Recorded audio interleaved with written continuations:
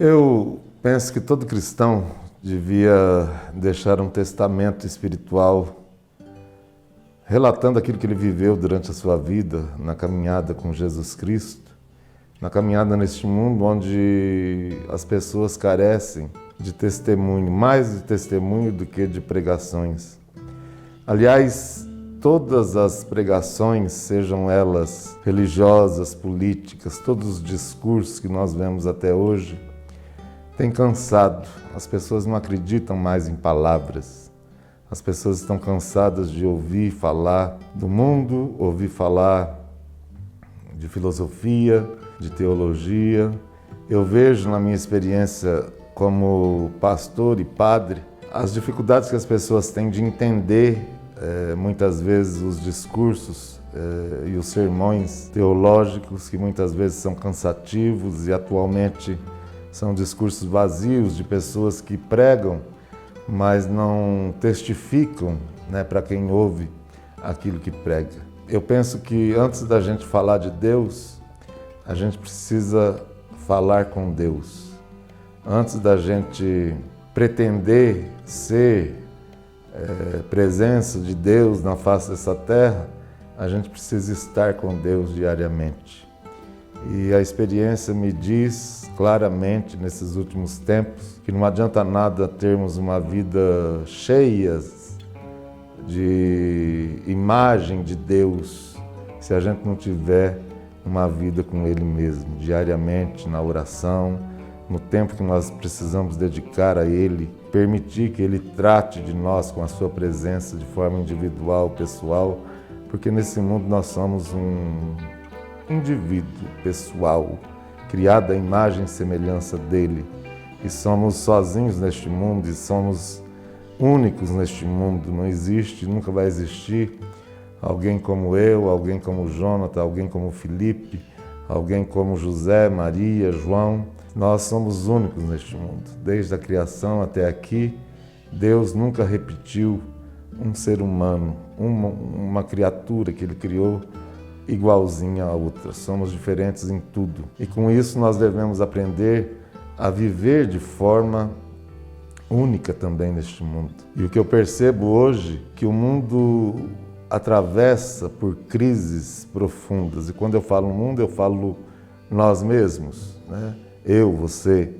Nós somos um poço profundo de complexidade. E o que mais deixa eu bastante preocupado e triste é que as pessoas estão perdendo o encanto por Deus e o encanto pela vida. Perder o encanto por Deus, automaticamente se perde o encanto pela vida, porque Ele é a vida em si. E a gente vê muitas pessoas hoje desencantadas por Deus e com isso perdem o encanto e o sabor pela vida. A vida que Deus nos deu, que é única, que é intransferível, que eu tenho que viver, e não adianta eu viver amargando o meu passado, a minha história, as minhas fragilidades, os meus defeitos, os meus pecados, que é o que muitos hoje ficam traumatizados com essa palavra pecado. A igreja, durante a história, imprimiu no coração do homem o pecado como uma palavra que realmente nos assusta e nos deixa com o pé atrás em relação ao viver em Deus e para Deus. Além do pecado, a gente traz palavras profundas de culpa, de ressentimento, de ódio, de tantas coisas que a vida vai nos mostrando e fazendo com que vivamos uma vida totalmente escura, no sentido de não termos sabor e não termos esse encanto pela vida. E nós perdemos no decorrer da vida o encanto pela vida porque nós nos distanciamos de Deus e perdemos o encanto por Deus, porque nós achamos que Deus é um ser que está lá em cima, no céu, pronto para nos castigar por tudo aquilo que nós fizermos de errado. E nós temos uma visão, e muitos têm uma visão muito errada da pessoa de Deus, que se resume em uma palavra: Deus é amor. E o amor é complicado, é uma palavra difícil de entender, é uma palavra... Nós temos o amor eros, o amor... Tem tantos tipos de amor aí, E quando a gente fala amor de Deus, a gente fica desconcertado, porque o amor de Deus é um amor escandaloso, que não pergunta, não questiona, é um amor incondicional.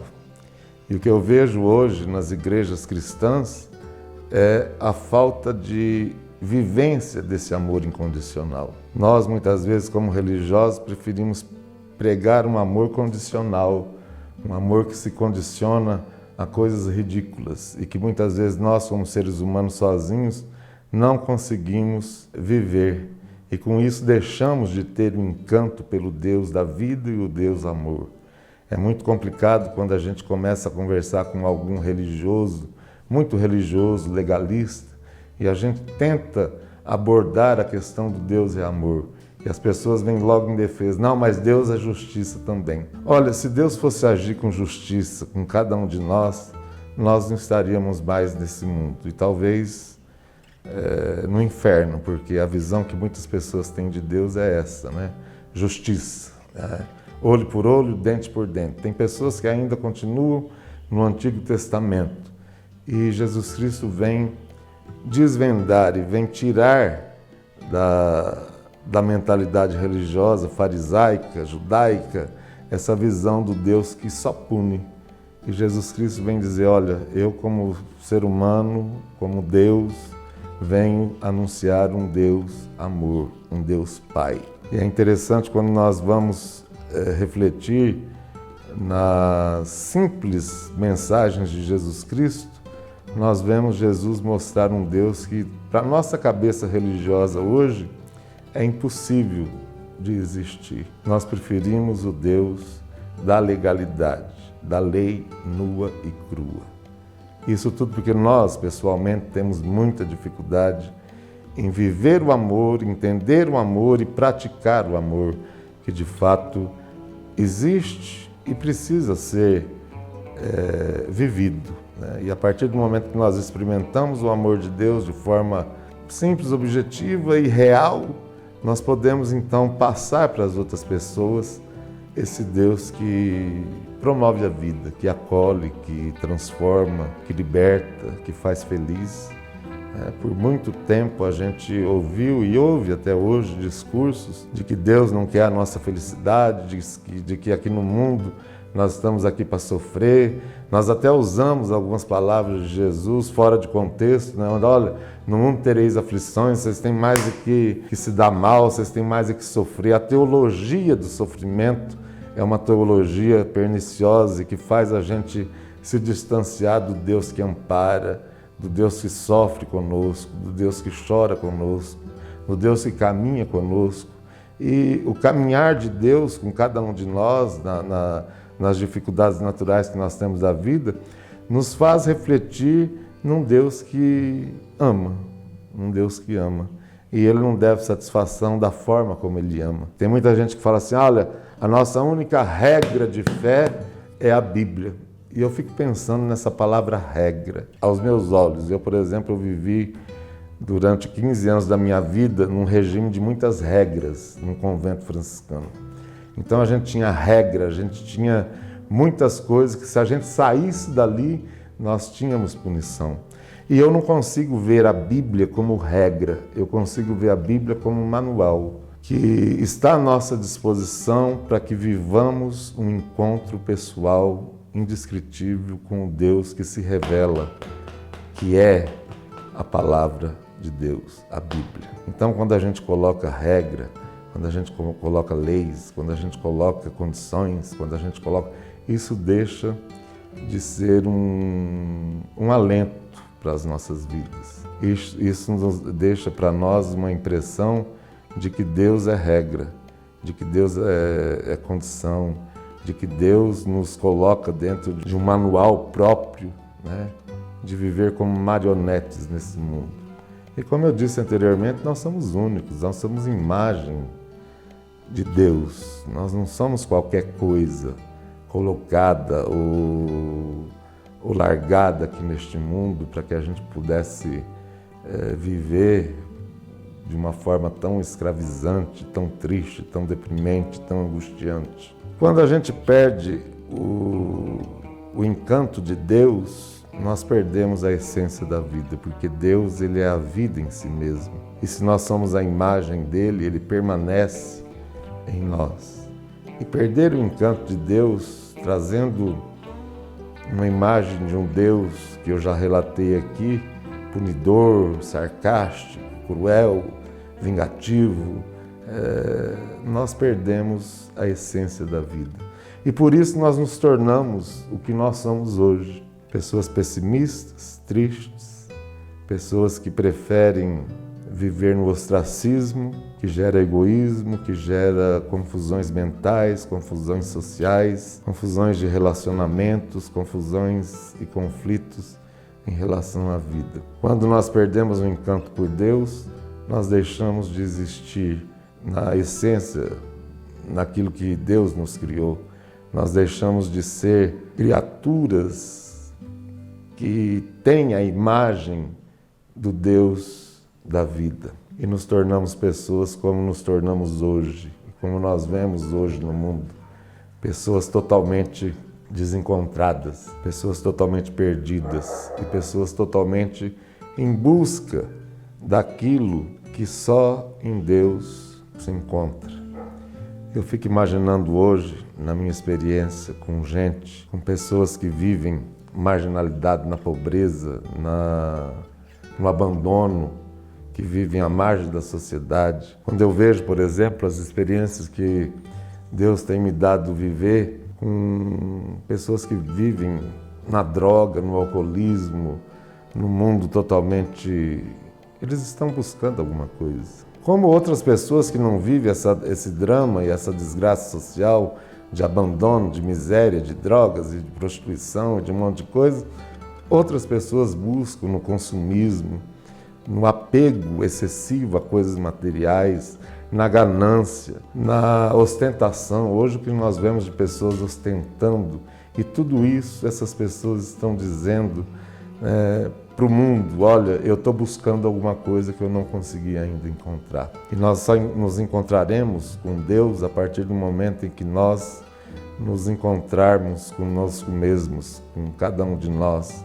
Para conhecer a Deus, nós precisamos conhecer a nós mesmos. Eu acho bárbaro o questionamento que Jesus faz em relação ao primeiro mandamento da lei de Deus, quando um judeu pergunta para ele: olha, qual é o principal mandamento da lei de Deus? E Jesus, ele responde de uma forma muito tranquila e com uma autoridade espiritual fora do comum. Jesus diz: olha, o primeiro mandamento e o mais importante é: amarás o Senhor teu Deus de todo o teu coração, de toda a tua alma e de todo o teu entendimento. Isso resume tudo isso que eu estou falando. Deus é o tudo. E Jesus completa de uma forma sociológica e psicológica. Amarás o Senhor teu Deus de todo o teu coração, de toda a tua alma, de todo o teu entendimento, com todas as tuas forças, ao próximo como a si mesmo. E a gente percebe que Jesus, nessa afirmação dele, ele diz: olha, se você não se amar, você não consegue amar o próximo, e muito menos amar a Deus. E toda essa confusão de amar a mim mesmo, ao próximo e a Deus, parece um mistério que está embutido na Santíssima Trindade, né? Pai, Filho e Espírito Santo. Outro dia eu estava pregando numa igreja bastante pentecostal, e as pessoas cantando, dizendo: olha, dá-me uma porção do teu Espírito, envia a unção do teu Espírito, como se o Espírito Santo fosse partículas de porções mágicas, né? E o Espírito Santo é uma pessoa, né, que invade o nosso coração, que é derramado, né? Deus se derrama através do Espírito Santo em nós como pessoa para nos fazer transformados. Aí a pessoa de Jesus como Salvador, como Mestre, como Senhor, e o Deus Pai Todo-Poderoso que é Criador, e os três são em um. E eu vejo essa colocação de Jesus, amar a Deus, ao próximo como a si mesmo, como um mistério que nós precisamos desvendar e viver. E é um mistério não tão complicado, é simples, né? Qual é o meu papel nesse mundo? Como eu lido com a minha vida? Como consigo me aceitar como Deus me criou, com toda a complexidade que eu sou, com toda a complexidade que eu tenho, com todas as dificuldades que a vida me impõe e que eu sou obrigado a aprender, a me defender, com todas as dificuldades que a vida coloca para que eu tenha sabedoria para sair com sabedoria de todas as dificuldades que a vida me impõe. E a presença de Deus na minha vida, ela tende a fazer de mim uma pessoa leve. Como Jesus nos diz, num determinado momento da vida dele, olha, diz para os seus discípulos, aprendei de mim porque eu sou manso. O que é uma pessoa mansa? Tranquila, equilibrada, nada abala. O meu pai era uma pessoa muito mansa. Às vezes dava até raiva da gente conviver. O pouco tempo que eu convivi com meu pai, ele era uma pessoa tão mansa, tão calma, tão tranquila, que era impossível, né, discutir com ele, era impossível, dava raiva, porque ele era uma pessoa que realmente... E isso tem a ver com a nossa própria vida. Hoje nós não somos mansos, nós somos hoje pessoas agitadas, hoje nós somos pessoas que vivem na defensiva e com isso nós não conseguimos viver a ternura e a leveza que a vida em Cristo Jesus nos dá a possibilidade de vivermos. Eu estou aqui gastando meu tempo agora gravando, mas em outras situações eu poderia estar correndo atrás de uma coisa, de outra. Talvez a minha cabeça esteja aqui, eu estou aqui gravando, mas a minha cabeça está, sabe, nos compromissos que a gente tem, nas obras sociais, nas agendas, nisso, naquilo. Então, eu tenho vivido um período onde eu tenho aprendido a ser manso, a ser calmo, a ser tranquilo. Por quê? Porque Deus permitiu que eu tivesse um momento muito íntimo, com uma enfermidade que pode me levar à morte e que eu estou experimentando nesses últimos meses a tranquilidade de viver bem e que não compensa correr atrás de um monte de coisas, não compensa a gente ter agenda lotada, não compensa a gente ter sonhos, né, e metas para atingir na nossa vida pessoal, na nossa vida social, na nossa vida religiosa, como no meu caso. Nada disso tem valor, porque isso tudo nós acumulamos lixos mentais. E muitas vezes quando a gente tem a oportunidade, mesmo que forçado, de parar, a gente fala, poxa vida, o que eu fiz da minha vida até aqui? Eu estou indo, eu estou morrendo, eu vou deixar esse mundo, e o que eu fiz com a minha vida? Ah, mas ajudou muita gente, mas fez tudo isso, mas eu não estou querendo refletir a respeito de bondade, de caridade em relação aos outros. Eu quero ver o meu papel pessoal neste mundo com Deus. Qual foi o meu papel em relação a viver com Deus nesse jardim tão maravilhoso que Ele fez para cada um de nós. Eu cheguei à conclusão que eu não fui trazido para esse mundo, ou fui criado por Deus, somente para estar à disposição dos outros. Não, eu fui criado aqui para curtir tudo isso que Ele fez, né? A criação dEle, a natureza, para ver, por exemplo, a presença dEle em todas as coisas que Ele criou, a ter tempo de contemplar as coisas mais simples que Deus criou e recria e sustenta a cada dia. Quando a gente tem essa visão de tranquilidade, de mansidão, a gente começa a valorizar outras coisas que muitas vezes passaram despercebidas nas nossas vidas. Então, o encanto de Deus é realmente um voltar-se a si mesmo. O encanto de Deus e o encanto da vida. Na minha vida já passaram muitas pessoas desiludidas, machucadas, pessoas maltratadas pela vida e pelas consequências naturais das desgraças que a vida nos aponta. Em cada esquina, a cada momento nós estamos sujeitos a perder pessoas que amamos, numa morte bruta, estamos correndo o risco de sofrermos um grande abalo na vida financeira. Na minha vida já passaram muitas pessoas que sofreram desilusões amorosas, decepções, tragédias de todas as formas, pessoas que precisam e perderam, através de todo esse sofrimento, o encanto de Deus e viviam de forma totalmente desconectada com a própria vida. A realidade da vida é uma só. Nós estamos aqui nesse mundo para glorificarmos a Deus. O que quer dizer glorificar a Deus com a vida que Ele nos dá? É viver a vida nele, sabendo quem Ele é. Amor incondicional, amor incompreensível, amor escandaloso. Glorificar a Deus significa também viver de forma tranquila, não fugindo da responsabilidade que nós temos em relação a nós mesmos, aos outros e ao próprio Deus. E nós somos chamados a vivermos na presença dele 24 horas por dia. Deus, ele deve ser o nosso respirar, Deus deve ser o nosso tudo. Quando Jesus fala e orienta a respeito de oração, que nós devemos estar sempre buscando a oração, orar de forma incessante, significa estarmos no nosso dia a dia, na nossa vida, em comunhão plena com Deus, vendo Deus em tudo aquilo que nos rodeia, em todas as áreas da nossa vida. Que nós possamos ter de forma muito clara esse desejo de viver calmo, sereno e tranquilo. Mesmo porque não adianta desespero, não adianta correria, não adianta ansiedade, não adianta atropelarmos as coisas. A vida, ela se desenvolve por si mesma. A vida, ela tem um mecanismo natural de se desenvolver, independente das nossas crises de loucura e de ansiedade. Hoje nós vivemos uma sociedade, uma época onde tudo é rápido.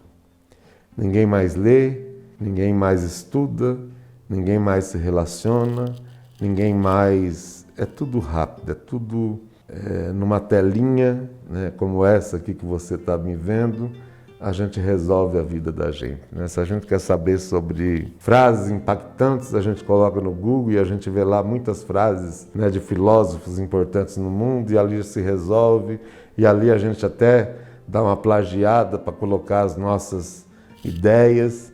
E hoje as pessoas não têm mais interesse em viver, em se relacionar, em amar, em gastar, por exemplo, o seu tempo. Coisas simples que a vida nos impõe, que a vida nos apresenta, vamos dizer assim. Natureza, simplicidade e amor. Aproveitar o tempo em relação às coisas que são realmente valorosas para o nosso interior, para a nossa vida. Aproveitar os momentos com pessoas que a gente ama, que são agradáveis à nossa convivência, exercitar, por exemplo, os dons de misericórdia em relação às pessoas que não são tão agradáveis e que não são tão legais em relação à nossa própria vida. A vida com Deus, ela nos leva em direção ao outro. A vida com Deus nos leva em direção a esse mundo tão complexo. A vida com Deus nos leva a uma intensidade e a valores que o mundo nos coloca de forma ridícula, né? E a gente pode ter à nossa disposição hoje toda a tecnologia, toda a sofisticação em todos os níveis, mas nós somos carne e osso, né? Nós temos razão, nós temos coração, sentimento, nós temos áreas da nossa vida que não são preenchidas com coisas, e sim com sentimentos, com pessoas, com gente. E todos nós temos as nossas carências, todos nós temos as nossas dificuldades. Suprir essas carências, que muitas vezes nos levam não ao encontro do outro, mas ao encontro das coisas. Eu conheço muitas pessoas que são tão carentes que elas conseguem ver, por exemplo, num carro 0 quilômetro, num carro sofisticadíssimo, uma aparente satisfação pessoal, né? Consegui o que eu queria. E dali 5 minutos, 10 minutos, ou um dia, ou uma semana, ela está carente novamente. E aquela coisa se transforma numa outra coisa, né? Agora eu quero um avião, agora eu quero um iate, agora eu quero não sei o quê. E essa pessoa vai estar sempre procurando alguma coisa que só em Deus ela consegue suprir todas essas dificuldades. Eu fico imaginando hoje as pessoas que vivem entranhadas nesse materialismo, nesse consumismo, né? Trabalhando, não tem tempo para nada. Outro dia eu estive num grande escritório de advocacia aqui, conversando com um grande advogado, um bambambam do direito no Brasil. Enquanto ele conversava, cercado de funcionários e de coisas assim, eu via nitidamente, né, uma pessoa totalmente perturbada, uma pessoa totalmente desequilibrada, uma pessoa totalmente desconectada com o outro. Eu fiquei perplexo de ver como ele estava lidando com o assunto ali, né, e ao mesmo tempo, né, lidando com outros assuntos de funcionários e tudo mais. E eu me senti muito mal, muito ridículo diante da presença imponente, né, daquela pessoa talvez bilionária, daquela pessoa poderosa, daquela pessoa em um escritório sofisticadíssimo. E ao mesmo tempo eu senti muita pena, né? Porque ele é o reflexo de que milhões de pessoas vivem hoje. Pessoas totalmente desconectadas do outro. E eu gostaria também de refletir a respeito desse desconectar-se do outro, abordando uma questão muito séria que o mundo, desde que é mundo, atravessa, né? A sensibilidade em relação à dor do outro. Sentir o que o outro sente. Com toda essa confusão da gente pensar só em nós, né, nesse nosso egoísmo e nessas nossas carências que faz com que a gente busque nas coisas e não no outro o preenchimento desse vazio interior que nós temos, nós deixamos de olhar com misericórdia da pessoa que está do nosso lado. E muito mais nós deixamos de olhar os miseráveis que se tornam a cada dia pessoas invisíveis no mundo. Eu tive a graça de viver a minha vida toda trabalhando com pessoas desprezíveis, moradores de rua, doentes terminais, pessoas totalmente marcadas pelo abandono, pela sujeira, né? Nossa, como o ser humano fede, né? Como que se a gente não cuidar do nosso corpo, a gente se transforma numa pessoa totalmente misericórdia. É muito difícil a gente se envolver com as pessoas que estão largadas, sujas, os miseráveis. E hoje a gente vê, não só em São Paulo, mas a gente vê pelo Brasil todo e pelo mundo todo, né, pessoas que são invisíveis, porque não interessa a cada um de nós. E muitas vezes, quando nós tornamos essas pessoas invisíveis, nós deixamos de ter a oportunidade de experimentar a presença do Deus invisível no meio de todas essas desgraças e sofrimentos humanos. Eu nunca esqueço, eu conheci pessoalmente Madre Teresa de Calcutá. Eu tive por 3 vezes com ela pessoalmente e em um desses momentos eu tive a oportunidade e a graça, né, de conversar com ela. O pouco que ela falava era muito importante para quem estava ali querendo ouvir. E depois que ela morreu, lendo os escritos dela, né, o testamento espiritual que ela deixou, tem um episódio na vida dessa mulher que me deixou assim bastante impactado. E eu já experimentei algumas situações nesse sentido. Uma vez, Teresa de Calcutá, no início da vida dela, de caridade, de vida religiosa, ela queria ter um lugar para acolher os doentes da Índia que viviam nas ruas, morrendo nas ruas, e um grupo de jornalistas resolveu apoiá-la para ter uma campanha para construir um hospital.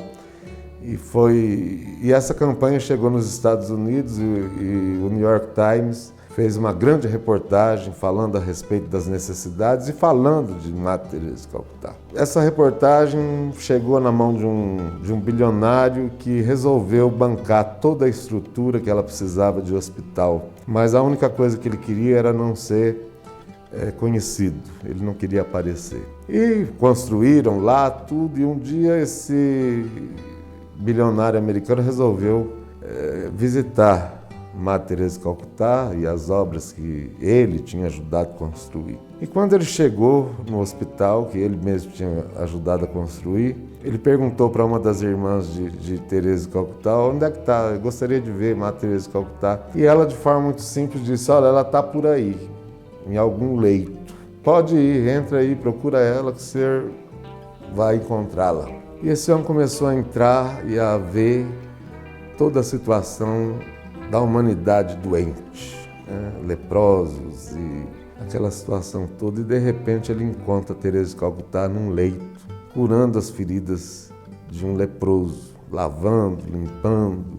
E aquele homem fica olhando e Madre Teresa não dá conta que alguém está observando, mas de repente aquele homem olha para ela e fala assim: olha, eu não faria isso por dinheiro nenhum do mundo. E Teresa de Calcutá responde: eu também não. E aí? O que a gente faz com uma baboseira de história dessa?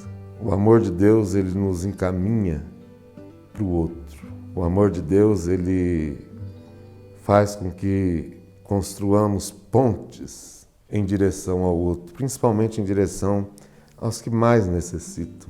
Em direção àquelas pessoas que precisam muitas vezes não só de coisas materiais, de comida, de vestimenta, de remédio, de coisas materiais, mas precisam da nossa presença, do nosso toque. Como é difícil a gente tocar o miserável, mas é necessário. Como é difícil a gente abraçar alguém que está sujo, que está na rua, que está perdido, que está fedido, que está desprezível, mas é necessário. Tem uma mulher nas ruas aqui de São Paulo e que eu tenho um carinho grande e quando eu posso eu vou ao encontro dela. Eu sei onde ela vive, ela tem uma barraca que a cada 6 meses a gente troca essa barraca. Ela tem problemas mentais terríveis e ela nunca me pediu nada. E quando eu chego para ficar alguns momentos com ela, ela me dá atenção e ela exige atenção. E uma das coisas que ela exige, né, de mim é o toque, é o abraço, é o sorriso, é a proximidade, o estar junto. É interessante que a Márcia, essa mulher, ela sempre me oferece alguma coisa quando eu a encontro. Presentinho que ela mesma faz manualmente, uma flor, isso e aquilo. E essa mulher é uma manifestação profunda do amor de Deus que, quando eu a encontro, supre todas as carências da minha vida. Essa mulher hoje ela é uma pessoa muito importante na minha vida espiritual, porque eu consigo sentir nessa pessoa a presença do Jesus Cristo que me consola, que me alenta, que me fortalece. Então seria muito importante, seria muito bom se todas as pessoas que vivem nesse inferno, né, de correria, de agitação, como seria bom se todos nós tivéssemos oportunidades assim de sair um pouco, né, desse barulho interno e externo que nos levar a lugares onde as pessoas precisam apenas de você, não das coisas que você pode oferecer, de você. É interessante que o amor de Deus, ele nos liberta sempre. E eu fico muito irritado quando eu vejo pregações hoje de pastores e padres e a teologia virou uma bagunça, né? As pessoas falam de Deus como se fosse um supermercado, né? Deus é o supermercado onde você vai lá e pega mediante as coisas que você precisa. E hoje falam tanta baboseira em relação a Deus e tudo isso escravizando as pessoas a não enxergarem na simplicidade da presença de Deus no que Ele criou, né? A religião hoje não tem sido ponte para o encontro com o sofredor, mas tem sido um muro, onde a teologia do egoísmo, né, faz com que a gente se sinta totalmente, cada vez mais ensimesmados e cada vez mais buscando de forma egoísta uma experiência com um Deus espiritual que não existe, que não é o Deus de Jesus Cristo de Nazaré.